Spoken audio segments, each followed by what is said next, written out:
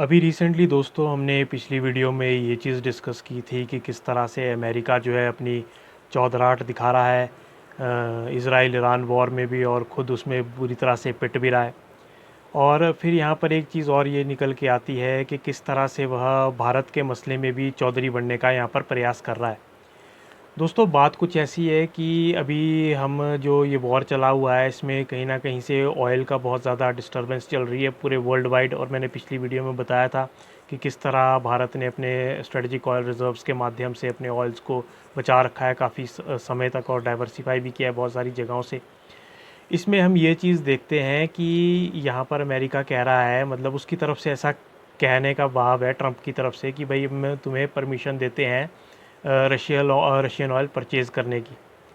तो मैं Donald Trump को यहाँ पर ये बताना चाहता हूँ कि भारत तो रशिया का ऑयल बहुत लंबे समय से परचेज़ कर ही रहा है, इसमें आपके परमिशन की क्या ज़रूरत है।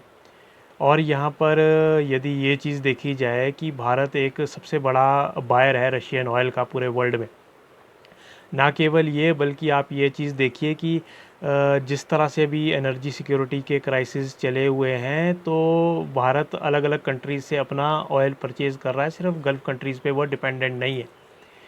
इसी बीच हम देखते हैं कि डोनाल्ड ट्रंप का स्टेटमेंट आता है कि भारत को हम जो है 30 डेज़ का वेवर देते हैं कि वो जो है रशिया का ऑयल परचेज़ करे, ऐसा ऑर्डर चला रहा है वो भारत के ऊपर।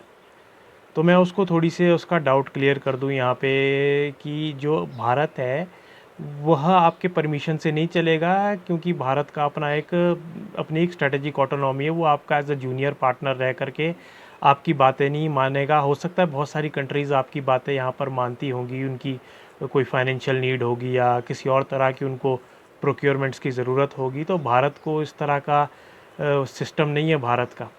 और भारत ने, आपको मैं एक चीज़ बता दूं, जब से रशिया यूक्रेन वॉर शुरू हुआ है, लगभग 2022 से शुरुआत 2026 चला है, 3-4 साल हो गए हैं, तब से भारत रशिया से डिस्काउंटेड ऑयल परचेज़ करता आ रहा है। डिस्काउंटेड ऑयल परचेज़ करता आ रहा है, तो उस समय से भारत अभी तक रशिया से डिस्काउंटेड ऑयल परचेज़ करता आ रहा है। तो इसमें अमेरिका को टिप्पणी करने की तो कोई ज़रूरत है ही नहीं। आप ना 9 में ना 13 में, आपको क्या प्रॉब्लम हो रही है?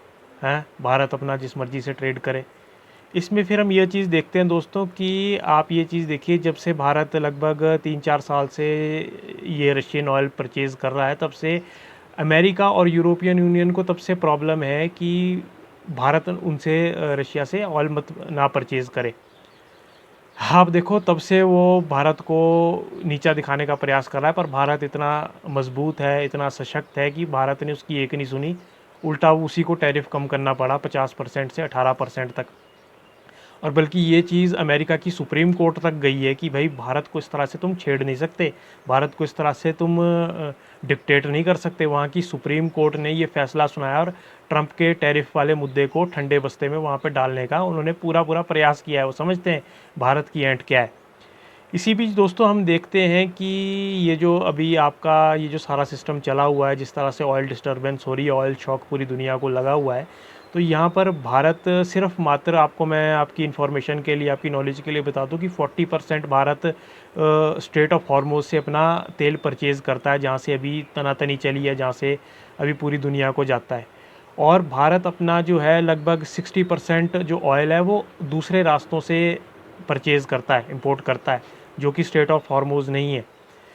आप ये चीज़ देखिए कि जो भारत का जो 60% ऑयल जहाँ से भारत परचेज़ करता है वो रास्ता दूसरा है, तो वहाँ तो डिस्टरबेंस है ही नहीं, तो भारत को तेल की कमी तो वैसे भी नहीं रह सकती।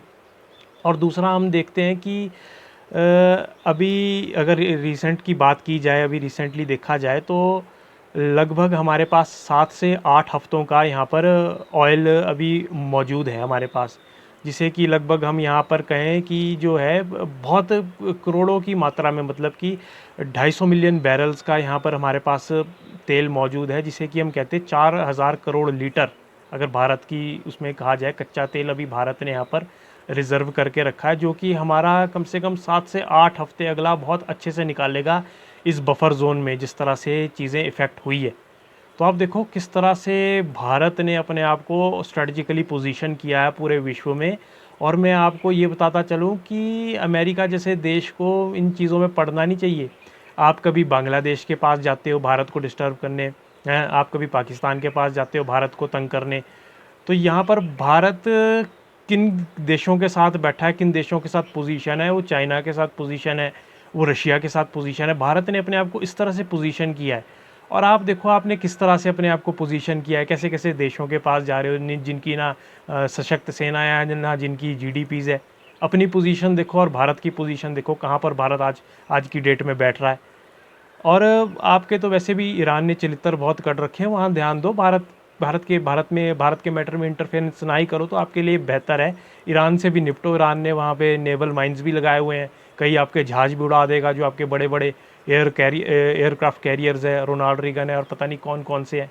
अरबों रुपए का वैसे ही नुकसान आपके मिडल ईस्ट में हो रखा है, जो कि मैंने पिछली वीडियो में भी डिस्कस किया था। उस सारे इंफ्रास्ट्रक्चर को, मिलिट्री बेसिस को, एयर बेसिस को खड़ा करते करते आपकी चीखें निकल जाएंगी। तो आप तो लॉस में ऑलरेडी चल ही रहे हैं, और आपकी मूर्ख जनता भी आपको बाद में बताएगी। इसका हिसाब किताब डोनाल्ड ट्रंप से लेगी, अमेरिकन स्टेट से लेगी। तो दोस्तों, यदि हम भारत की परिप्रेक्ष्य में बात करें तो इस टाइम भारत ने अपने आप को बहुत अच्छे से प्रोटेक्टेड किया है इतने खतरनाक माहौल में। और जितने भी कंट्रीज़ हैं, जितने भी देश हैं, वो इस समय अपने आप को इस तरह से प्रोटेक्टेड और इस तरह से डिफेंड नहीं कर पा रहे। आप देखिए पाकिस्तान, बांग्लादेश और भी अन्य कंट्रीज जैसे थाईलैंड हो गया, बुरा हाल है, और वो तेल के लिए त्राही त्राही हो रही है, और चीज़ों के लिए भी त्राही त्राही हो रही है। हो सकता है भारत में भी कुछ थोड़ा इम्पैक्ट इस चीज़ों का पड़े, कुछ चीज़ें महंगी हो, पर फिर भी भारत ने अपने आप को किस तरह से, मैं अमेज़ हूँ, इस तरह से पोजीशन किया है। मैं दाद देता हूँ भारत के एडमिनिस्ट्रेशन को, भारत सरकार को, कि किस तरह से वो सुबह से शाम तक दिन रात किस तरह से भारत माता की सेवा में लगे हुए हैं। तो दोस्तों, आज के लिए इतना ही। अब हम नेक्स्ट वीडियो में और ज़्यादा भारत की चर्चा करेंगे, भारत के विषय में बताएंगे कि किस तरह भारत दुनिया में आगे बढ़ रहा है, किस तरह अमेरिका जैसे देश को भी वो आईना दिखा रहा है। धन्यवाद।